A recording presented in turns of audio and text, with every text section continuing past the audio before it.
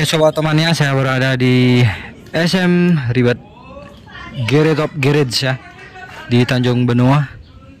Di sinilah pusatnya jika sobat pecinta supermoto di Bali yang mau bangun supermoto dari motor standar pun bisa ya. Oke, kita cek sound.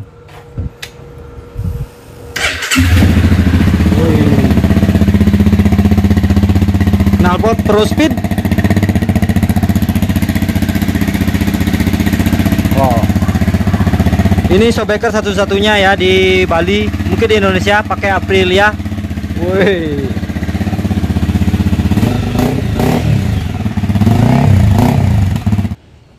ini dia. Ini sudah banyak juga sentuhan custom. Ini dalam pengerjaan nih, pemasangan lampu-lampu juga.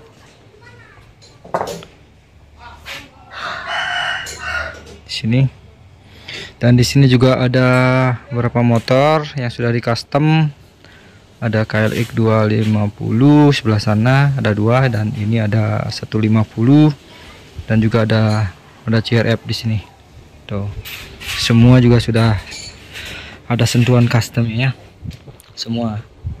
Ya, dari sobek ke depan, belakang, WP. Pokoknya yang di sini dibangun motor supermoto itu dari nol bisa. Motor baru dibawa ke sini, pulang-pulang udah modif dan sudah seperti supermoto yang siap untuk digaspol. Oke, SM Ribet Garage Ball Riders. Oke sobat temannya, aku berada. Kali ini aku ada di markasnya tuh SM Ribet Garage bersama Pak Komang. Nah nih, mungkin tanya-tanya dulu dikit nih, kenapa sih namanya SM Ribet? Kalau bicara nama SM Ribet sebenarnya bermula dari COVID. Nah, COVID 2019 ya? Iya ya. Nah, COVID 2019. Ya. Pada saat itu awalnya sih cuman bongkar-bongkar motor iseng-isengan lah. Dikit-dikit, habis itu kita nyoba deh, karena nggak ada kegiatan kita nggak bisa kemana-mana, udahlah iseng bongkar-bongkar motor segala macam. Akhirnya kesenangan. Nah, awal SM Ribet itu sebenarnya ada kepanjangannya, dia Supermoto Ribet sebenarnya. Kalau Supermoto Ribet. Nah, SM itu sebenarnya supermoto. Nah, kenapa dibilang ribet? Karena kalau kita berbicara supermoto, kita sering banyak pakai limbahan SE. Ya. Nah, dari kaki-kaki lah, wheelset, kaki-kaki, modifikasi lah ya. Modifikasi lah. Nah, sedangkan kita main limbahan itu otomatis kan tidak ada yang PNP ya. Semua custom. Jadi semua custom, otomatis kita itu yang namanya ini anggaplah rumahan, bukan bengkel awalnya. Bengkel, jadi kita terbelenggu nih, nyari alat, bikin gini nggak bisa, bikin gitu, istilahnya makanya ribet banget lah. Tercetuslah namanya SM Ribet gitu lah. Supermoto itu ribet gitu loh. Tuh motor ribetnya minta ampun tuh, mau bubut lagi, keluar lagi, balik ke rumah. Hobinya mahal ya. Hobinya pas. Tapi kalau orang melihat sekilas supermoto itu memang ya, kalau di pasaran sih rata-rata ya harganya semua pada udah tahu kan. Ya. Tapi kalau yang udah dimodif itu bisa dapat motor 2-3 loh. Iya. Anggaplah kita ngomongin USD lah. Ya. Kita bahan dasar aja deh, untuk suspensi aja deh di depan. Ya. Anggaplah harganya 10-15. Ya. Nah, untuk ngemodif itu bikin bosing-bosing, sesuaiin kakinya segala macam. Nah, itu kalau kita ngomongin bawa ke tukang, ke bengkel lah, nggak bengkel custom, itu lebih dari 5 jutaan habis. Untuk masangnya dia aja loh. Nah, itu baru USD doang. USD depan. Nah, belum lagi ke belakang. Belum lagi peritilan-peritilan yang kayak seta, ros yang gitu-gitu. Wah, gila deh pokoknya. Tapi orang kan ngelihat supermoto gitu-gitu aja lah. Gitu sih. Oh iya. Karena dulu kan kebanyakan 150 ya. Iya. Kita mainnya bore up kan, kalau nggak memang benar-benar orang paham dengan bore up itu ya motor kacau. Sedangkan kita untuk perjalanan jauh. Iya benar. Itu yang beratnya. Itu sih cikal bakal dari SM Ribet. Akhirnya itu udah 2019 ya? Saya pastikan bahwa SM Ribet menjadi sebuah bengkel. Oke. Nah, kalau ada nggak yang bikin supermoto itu dari motor standar ting-ting? Banyak. Kebanyakan sih. Minimal, nah anggaplah motor 150 yang standar ting-ting biar jadi sudah supermoto, kena berapa biaya kira-kira? Kalau kita tergantung ya, sekarang kan tergantung orangnya. Jadi dia punya budget sendiri-sendiri. Ada yang memang sekarang kan, kalau ngomongin sekarang sama yang dulu, kalau dulu kan kebanyakan memang limbahnya ori-ori banyak. Kalau sekarang kan udah banyak yang kawian ya, kayak Arab yang gitu, kelas USD, sekarang udah ada real jam segala macam gitu lah, yang sudah bisa tingkatannya ekonomi kelas menengah ke bawah lah, masih bisa lah. Kalau dulu tuh ya benar-benar. Nah, jadi kalau kita berbicara ngomongin 150, karena kalau 150 kita ngomongin standar, dia main kaki-kaki nggak bakalan puas. Pasti ujung-ujungnya akan lari bore up. Karena dia akan semakin berat. Otomatis motor pingin nambah tenaga. Ya, pasti nambah tenaga karena kaki-kakinya udah SE semua. Di sini bisa bore up. Kalau di sini kita biasanya mainnya paketan. Sekarang paketan BRT. Nah, kita juga ada kerjasama, cuman kerjasamanya masih kecil lah. Ada disebut dari Jakarta paling jauh ya. Gimana sih dia kesini itu, apa dia naik motornya bagaimana? Jadi banyak beda-beda sih, setiap ridernya itu beda-beda.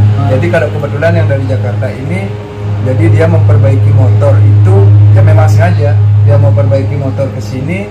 Jadi motor itu dikendarai, memang dipakai touring dulu sampai di sini. Habis sampai sini motornya ditinggal, dia naik pesawat pulang. Kerja dia dulu.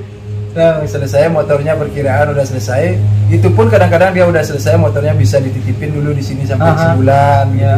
Pas dia udah dapat libur, terbanglah dia lagi. Terbang pesawat lagi. Nah, sampai ke Bali. Dari Bali dia touring lagi pulang. Pulang. Yang paling sering itu orang dari Jogja.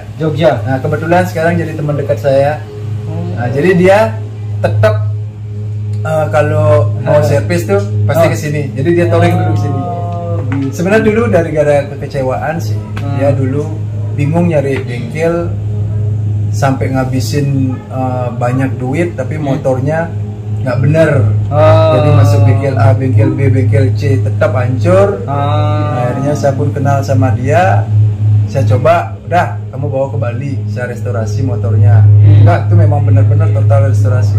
Ya sampai saat ini motornya baik-baik saja. Aman. Ya. Oh, berarti kayak ibaratnya kayak dokter spesialis ya, di sini. Bukan dokter umum ya.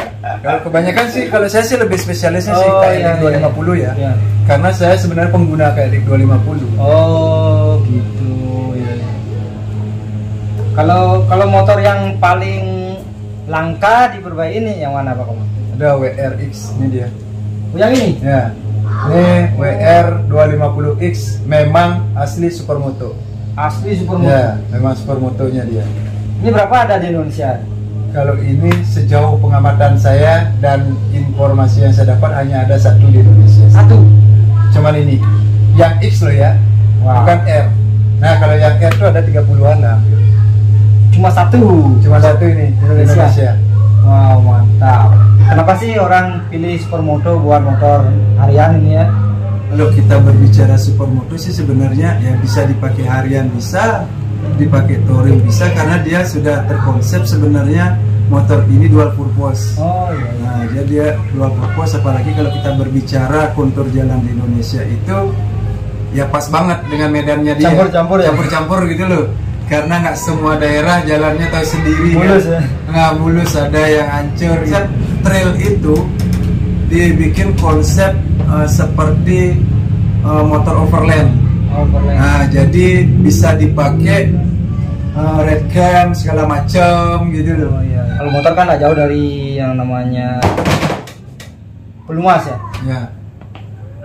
Lebih banyak pakai merek apa sih? Supermoto sekarang? kalau kita di sini, kalau saya sih sebenarnya dari dulu udah pernah gonta-ganti oli ya. Ya. Tapi untuk saat ini sejauh saya pakai oli yang paling nyaman saya pakai itu sekarang Repsol. Repsol. Nah, Repsol Platinum yang 1040. 1040. Ya. Jadi SAE-nya itu kenapa gitu, karena kita bicara durability, yang kita butuhkan itu durability. Karena motor yang kita pakai touring itu kita kan butuh motor yang powernya stabil lah ya. Nah, olinya juga stabil, dia bisa untuk lebih lama dipakai gitu. Karena kalau kita touring itu kendalanya kan malesnya itu, misalnya dipakai 1000 udah ganti oli. Nah, jadi waktu kita banyak terbuang. Jadi kita pakai durability-nya yang panjang, yang memang worth it untuk digunakan di Indonesia. Gitu. Siap. Cuman base olinya kita memang yang pakai yang 1040. Siap. Oke Paman, ini kita lihat ada Askifana. Sifana ini kayaknya unik juga ya Paman? Ya, ini juga barang langka sih sebenarnya nih. Barang langka dan jarang keluar sih. Ini motor sebenarnya nggak ada masalah, cuman kemarin yang punya pingin direstorasi. Nah, pingin direstorasi, dia pingin kelihatan lebih mudah sedikit lah. Karena kemarin tuh ya memang karena nggak pernah kepake, udah banyak yang korosi. Jadi dari wheelsetnya juga semua baru, ban kemarin sebenarnya tuh masih baru karena udah lama diem. Mati akhirnya diganti. Kaku dia jadinya. Nah, ini udah hampir selesai, udah hampir 95%. Ini bisa dinyalain? Bisa. Coba nanti dinyalain. Kita nyalain coba.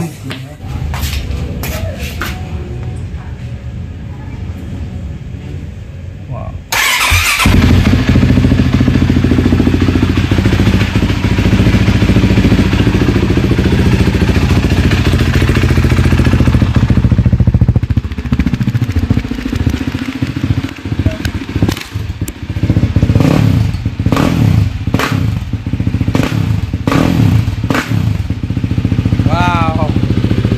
Mantap, menggelegar sob.